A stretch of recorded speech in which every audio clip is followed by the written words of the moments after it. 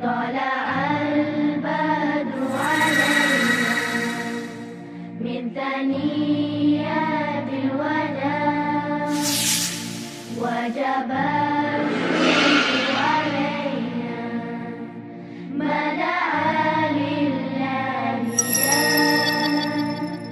ما دعا لله.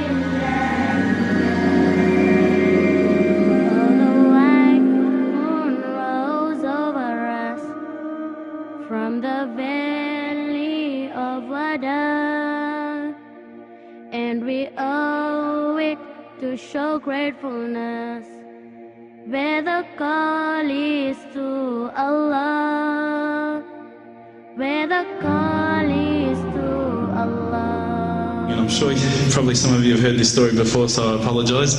I'd lit a candle, I had the window open, I had the curtains drawn, I was trying to get that really spiritual feeling. It was a nice summer night in Melbourne, as summer as it can get in Melbourne. And I was sitting there thinking, this is it, this is the night. I'd been, investigating all the spiritual proofs, all the scientific proofs about the fact that the mountains are the pegs, about, how the embryo develops inside, the woman, all these amazing proofs, but I still needed that little push. It's like I was on the edge of a cliff, I was ready to jump, I just needed a push. So I was sitting there, it was very quiet. I was reading Quran, I stopped. I said, Allah, this is my moment. This is the time I'm about to jump into Islam. All I need is just a sign. Just a little sign, nothing huge, maybe a bolt of lightning. Maybe half the house could fall down or something, just small. It's small for you, man. You created the earth, come on. So I sat there. I was waiting for the candle to start lighting up to 4 metres high like in the movies. And I go, okay, go. And subhanAllah, nothing, absolutely nothing happened. I was really disappointed, to be honest. So I sat there and I said, Allah, this is your chance. I'm here. I'm not going nowhere. I'll give you another chance.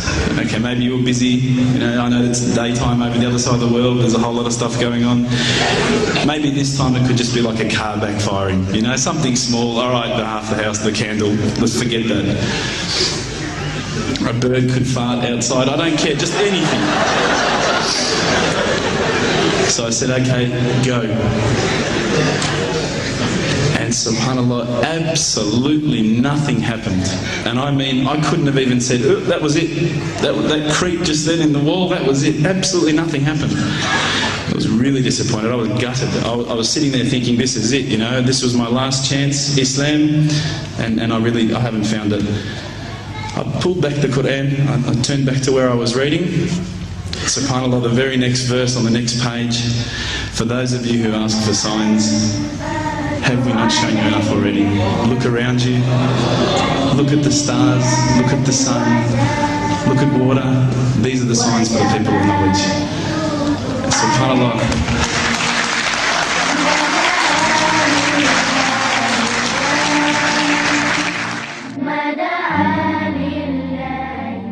إن في السماوات والأرض لآيات للمؤمنين وفي خلقكم وما يبث من دابة آيات لقوم يوقنون واختلاف الليل والنهار وما أنزل الله من السماء من رزق فأحيا به الأرض بعد موتها وتصريف الرياح آيات لقوم يعقلون تلك آيات الله نتلوها عليك بالحق فبأي حديث بعد الله وآياته يؤمنون.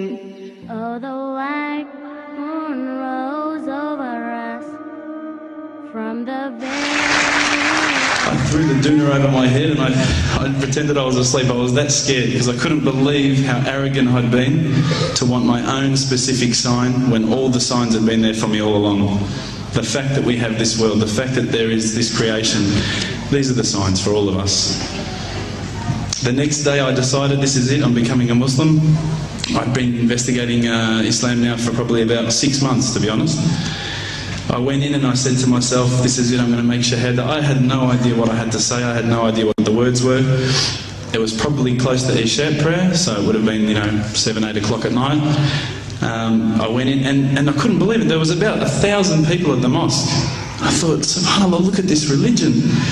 Look at how strong they are. It was the first night of Ramadan.